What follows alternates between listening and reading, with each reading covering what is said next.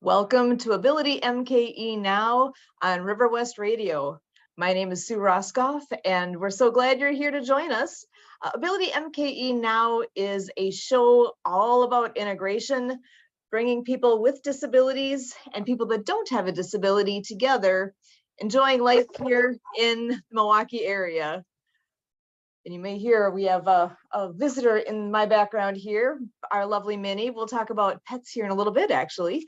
But back to what our show is all about. We all have different abilities, right? We here at Ability MKE Now dive into the topic of diverse abilities, showcasing and sharing a variety of aspects of ability-related topics. The concept of a disability hits a wide range of possibilities. We could be talking about a physical or mental disability, the deaf and hard of hearing community, blindness, chronic pain, mental health diagnosis, goal of substance use reduction, and the list goes on. There is so much and so many ways that we could relate to what a disability is or means to each of us. And it means something different to all of us. We all have different experiences with that. So with what we do here at Ability MKE Now, we showcase and celebrate those different aspects. And here we are going into the holiday season. We are looking at a big Wisconsin blizzard coming in tomorrow. And that's something that we all take seriously in our own ways. And we'll see what it ends up being. I know it's being touted as something bad enough for us to have actually changed our travel plans already. So, and I know schools are getting closed up already. Schools that we're going to be going tomorrow are not, so you have to check what's local for you. But I know our school district where we are already is canceled, so we are looking at some pretty heavy duty winter topics, right? So I know we have friends that are wheelchair users, and with that, I know in the past we've talked to them about what does it mean when there's a lot of snow out there, because you know when I walk, right? I use both feet, I walk that way, and I know I have to look out for black ice and for the possibility of what's going on with the snow and all that. When you use a wheelchair, there's other considerations you have to take into account as well. So things like if the sidewalks are not shoveled off, they can't get through. I mean, I probably could get through. I probably won't be real happy walking through snow, that's more than a couple inches that are, to get my shoes all messed up, whatever. But if you're using a wheelchair or even crutches or anything along those lines, you really have to think twice about where you are able to go and how you get around, because if those sidewalks are not shoveled off, they can't get through, or they might get stuck. We've had a friend that uses a power wheelchair, and I know I've seen him get kind of stuck in the snow and his wheels are spinning. And you know how scary that is if you're in a car where you end up with your wheels spinning and you can't move forward, you can't move backward, and you're like, oh my gosh, what am I going to do now? I'm stuck. Imagine you're in a wheelchair doing that. Where's your protection? Whereas at least if you're in a car, you're at least in the car, you've got some protection that way. But not if you're sitting in your wheelchair. You're out in the elements then, and you've got to somehow figure out how to call for help, or there's different considerations, right?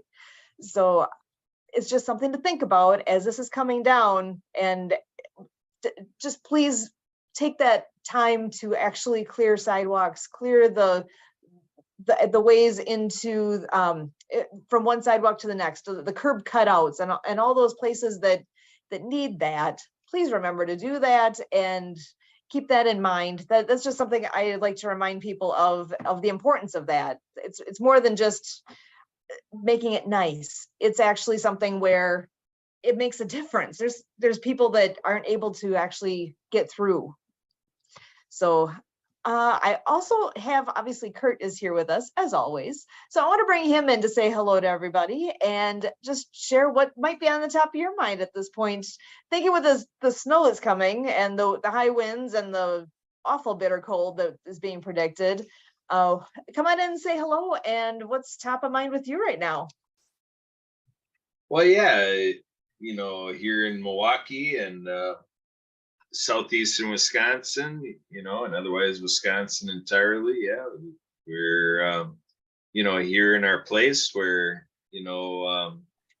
winter rolls in and, we have our weather and snow comes and cold comes. So it's what we do here. But here with Ability MK Now, we have our considerations to look at as Milwaukeeans being humanitarian and considering how we might be helpful and accommodating folks out there, our Milwaukeeans with disabilities, and kind of help that may be needed to help Milwaukeeans, get out and around and doing what they want to do, to look at, this season with the activities going on and things on the civic calendar and the social and community calendars, the event calendars, and, to consider, how might our Milwaukeeans with disabilities be challenged to attend these activities and do what they want to do, and how well are they doing at home? What happens when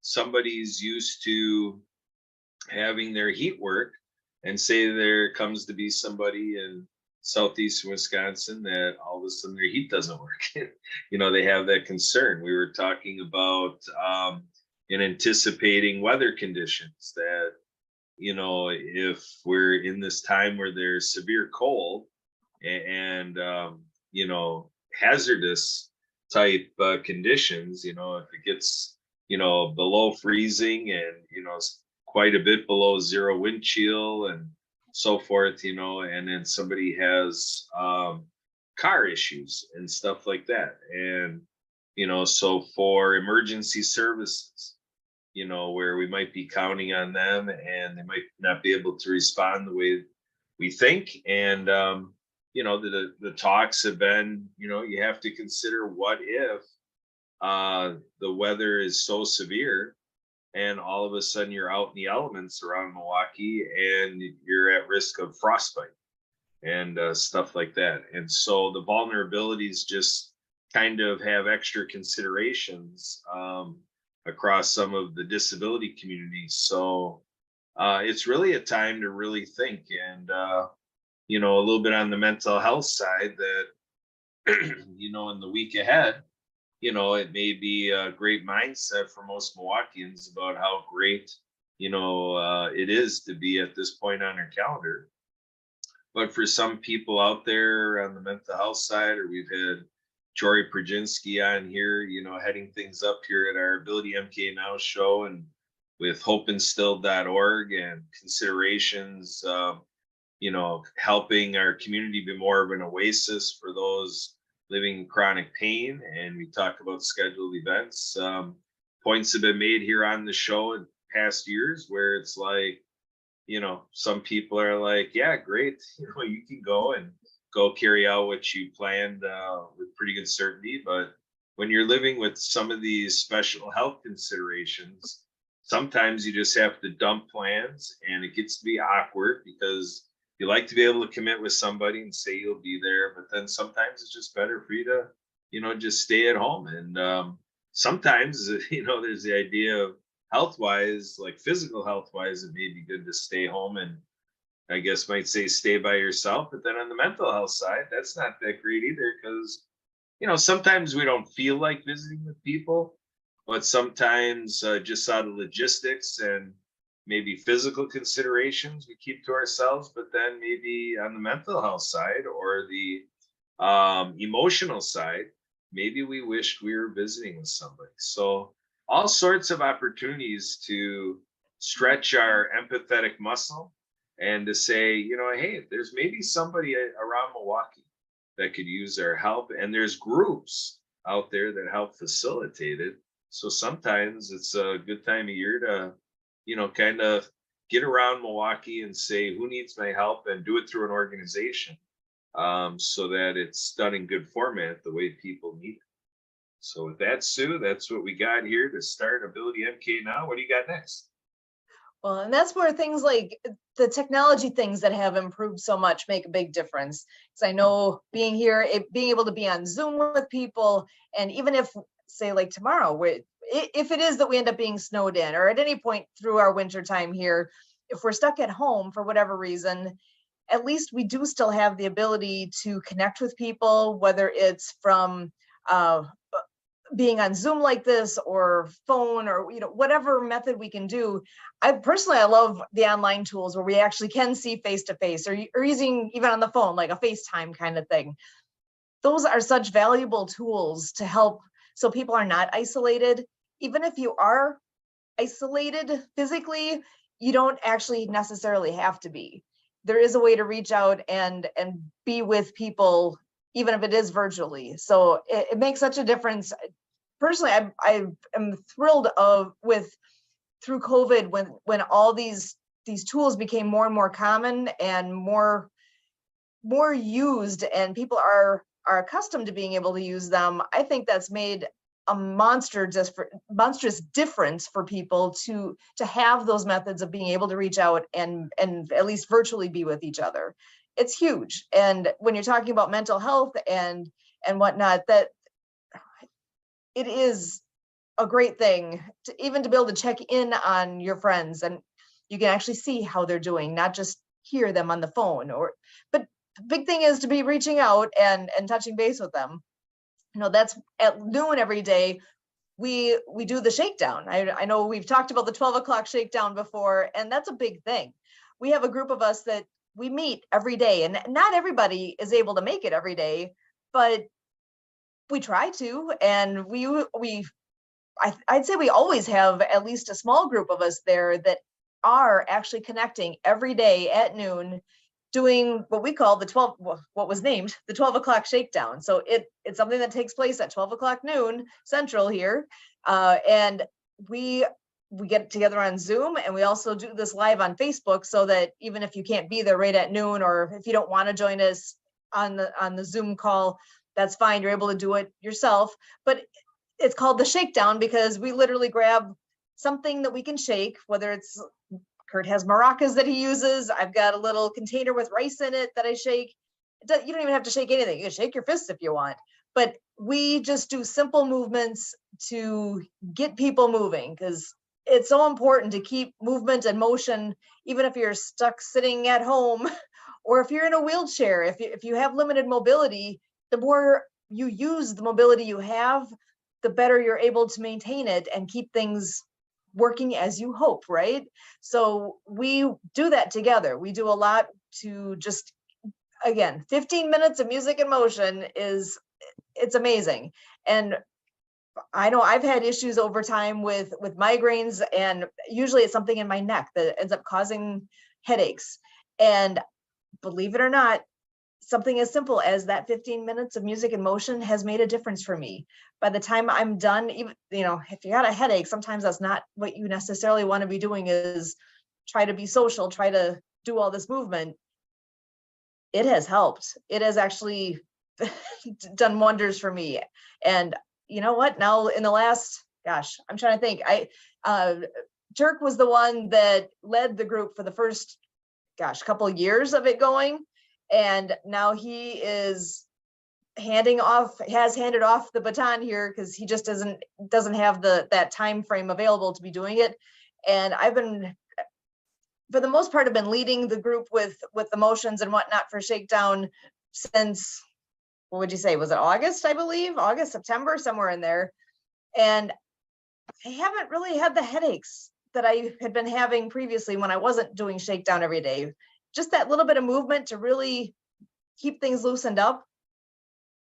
It's made a difference for me. So it's just something to keep in mind, to make sure that you are somehow being active, being some way to keep your body moving.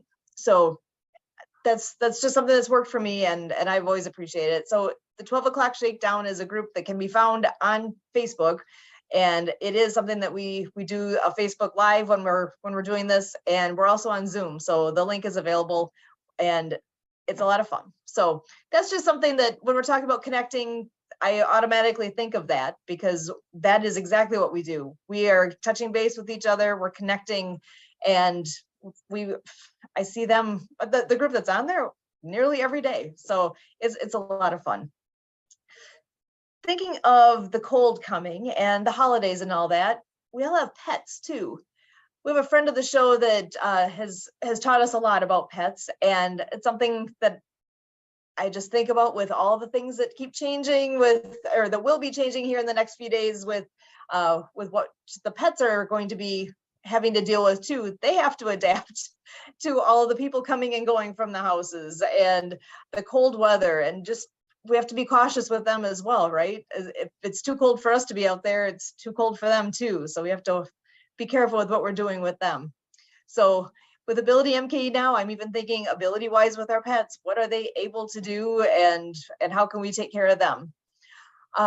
So Kurt, I actually want to toss this back over your direction to ask a couple questions here, because we're coming up on the end of the year, and it's been a heck of a year. A lot has happened. We've had a lot of amazing people on the show here. We've done there's been some big events that we've been a part of. I'm wondering, as you think back to this past year, if you have any particular highlights that stand out in your mind, whether it's a particular interview, if it's an event. There's been a lot of things that have been ability related. So I'm just curious if you have any specific ideas of things that stand out to you in this past year. Well, I guess, not as much, kind of hitting a highlight or anything. I think it's just more the culmination, because, when I set the layout of Ability MK Now 6.5 years ago, I thought of, as we talk to our Milwaukeeans, and our Milwaukeeans are listening out there, I kind of want to make this show along a year, in a year's worth of programming, to talk about, like ability ministry, to look at like our faith spaces across Milwaukee, and to say how are, or in what ways aren't, faith spaces considering Milwaukeeans with disabilities to make what is facilitated through a faith community accessible, feasible, attractive, and the way that people with disabilities would like it. Now, when you look at here at Ability MK Now, have we talked that much in that direction? Not remembering, a whole lot. So being aware of that as we venture into 2023, that's an opportunity. I know that we've had, my Schertel relative, Rick Kreiser, on here, and he's done some, readings from sacred scripture, Bible verses and so forth, and, kind of helped us shape a little bit of that, ability side of the, so I guess that's a way I can reflect back and take a look at that, and then we have, in terms of the service opportunities around Milwaukee. You and I are part of Optimist International. We're members locally to the Sussex, Lisbon, Land, and Butler, Optimist Club. We've had that opportunity to refer to the communications contest for the deaf and hard of hearing, a scholarship opportunity for high school students, most likely, on the district level as well with the Swiss district. There's the different zones that kind of have a couple of them through the Milwaukee metro area. And we could talk about any service organization. We've talked, to some extent, in our years, across, 50 weeks, we've talked, to some extent to that. We think of our educational aspect. I'm thinking of some talking in terms of professional, like master classes, and we have our Happy Neighborhood Project group that has had a lot of our happy neighbors, I'll call them, come on here. We've had Denise Vargas, our diva, co-hosting, several weeks with us. That's been great with she kind of comes from the New York direction of things, so we've had a lot of out of towners, come in here. And I just really believe in that. I think being an ambassador of Milwaukee and see how Milwaukee contrasts and how people around the world are exactly the same as we are here in Milwaukee. I think that's all great stuff. And I think for the future of Milwaukee, I think it's a healthy way to go about it. Because I've been in conversations going back 15 years ago where it's like, hey, in some sense, we're in a little bit of an echo chamber bubble here around Milwaukee. So kind of getting some of these outside parties that we're meeting through worldwide networking has been very powerful. And, people have enjoyed being able to participate in Milwaukee radio like this. And it's interesting to be able to share, like why we're called Ability MKE Now, and it's basically building off of the experiences of ADA celebrations from Independence First. Independence First branded 8825 MKE because nationally the campaign was 8825 for the national celebrations. And then when Independence First helped celebrate here in Milwaukee, the Americans with Disabilities Act, the brand 8825 MKE. And so it's through doing that and helping 8825 MKE conduct Ability Fest. And now, we brought it to radio. It just came together for me to say, this is then Ability MKE Now radio show right here on River West Radio. And thanks again, Marty Hagedorn, for 6.5 years ago saying, hey, Kurt, what do you think about disability advocacy radio? And, kind of getting the suggestion off of what he does for our inner city youth here in Milwaukee with Youth Rising Up right here at River West Radio. And, so then I think of the opportunity to talk civically, to talk in agency work, like bringing up about Independence First. And, there's Disability Rights Wisconsin. We have our Disability Resource Center here in Milwaukee. And so a lot of opportunities to talk to this stuff. And I don't know that kind of stuff came out as much as it could. I know we've had our opportunities in adaptive sports and rec, or just talking sports in general, whether it was adaptive or, about people with disabilities playing. Sometimes it might have been about our pro sports. And, for sure, we explore all the fun things, that we do in life, hobbies, sports, pastime, leisure activities, travel. I think we had a little bit of discussion about that in terms of the considerations of travel. You mentioned about pets, that's a whole other area, but, the idea of traveling with your service animal, that kind of stuff. But we've had, Chad Murphy Price on here. We've had Adam Boyson on here that came back on my birthday, November 30th. And, we've had Patty Ernest on here. She's going through quite a story, in being slapped the label in this and so-called a stigma. I don't want to say that just because she's given a severely mentally ill designation that all of a sudden means that there's stigma, but it's just kind of the way they treat her, that she doesn't identify as being severely mentally ill, and sort of work with her to get that, taken away where she doesn't identify with that. It's just interesting how she gets treated differently because some psychiatrists, threw that label on her of severely mentally ill. And I've been a part of hearings where I just can't believe what's going on bureaucratically. So with that, it's a roundabout way of saying, I just appreciate what the list of people across the last 50 weeks have done to create a year's worth of programming, because that's the way I pictured it. It takes several shows, and it takes months of shows to really shape the potential of what we got here each night in 29 minutes. So there you go, Sue. I'll let you take that and see what you got for a conclusion here, right at River West Radio with Ability MK Now. You and me talking, Roskopf style. What's your side of it, man? I think it's huge, all the things. When I think back too about this past year, obviously a highlight for me is always our adaptive skiing events.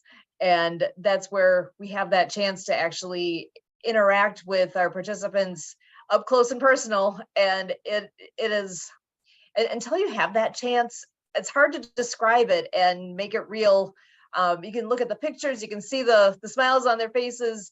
I know with one of the moms, I was in a boat with one of the moms, and her son who has autism was in the sit ski, and the mom sharing with me just the the expressions that her son was having, and the actually like just literally shouting and screaming and excitement and happiness and all that he was doing, that the mom was in tears with how happy she was to see him being able to be this happy, this expressive, being able to actually experience that. And that's something that the only time she ever sees him really truly being able to experience that kind of joy is when he's behind the boat like that. And he always looks forward to coming, and they come as often as they're able to. And that's just in my mind a big example of why we do what we do and why we want to share what we do, because it is such an impact, and it doesn't make a difference for everybody, right? It's not for everybody, but it made a difference for him, right? I know they always say that old story of the kid that's on the shoreline and sees thousands of starfish that have washed up on shore, and he's throwing the one by one back out in the water, and some guy's asking, it's like, well, why are you bothering? There's so many, you're never gonna be able to take care of all of them, or never gonna be able to save all of them. And the kid says, yeah, but I made a difference for that one that just got thrown back into the water. So along the way, if we can make a difference for people one by one, or if it can be a bunch, I don't know. We'll never know who we've all impacted. We only can hope that we're doing good things. And as the holidays are coming up here, keep in mind patience and kindness, because I know one thing that we don't know what another person has been through. Like our friends, I often think about the friends of ours that are wheelchair users, that I don't know what it's like to be in a wheelchair all the time. I have no idea. Why would I know? I don't have that experience. So that's just one example of that. That's something I can see the difference that of how we get from point A to point B, is that I walk and they roll. One's not better or worse. They're just different. When we get together with our family and friends, especially over the holidays, there's always that added level of excitement. There's that added level of stress. There's so many emotions going on. I just personally need to remind myself, and I'm reminding myself out loud so I can remind everybody to just remember to have patience. You don't know necessarily where that relative is that you haven't, mentally speaking, that you haven't seen for months, perhaps. And just remember to be kind and do what you can to be accepting. And that's, again, with what we do at Ability MKE Now, trying to celebrate our differences and our abilities and what everybody brings forward. I hope that we're all able to do that to the best of our abilities over this holiday season. So Kurt, thank you so much for sharing tonight. My name is Sue Roskopf, and for us here at Ability MKE Now, we thank you.